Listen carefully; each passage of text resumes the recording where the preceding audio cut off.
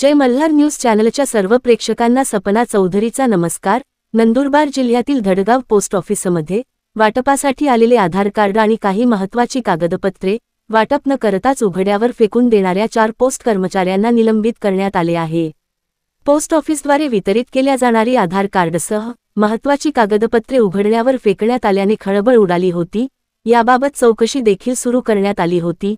याच अनुषंगाने पोस्टाच्या वरिष्ठ अधिकाऱ्यांनी या प्रकरणात पोस्ट कर्मचाऱ्यांना दोषी धरून त्यांना निलंबित केले आहे। सोबतच उघड्यावर फेकलेले 725 आधार कार्ड आणि इतर महत्त्वाचे कागदपत्रे हे घरोघरी जाऊन वाटप करण्याचं काम सुरू आहे। सपना चौधरी, जय मल्हार न्यूज, नंदुरबार।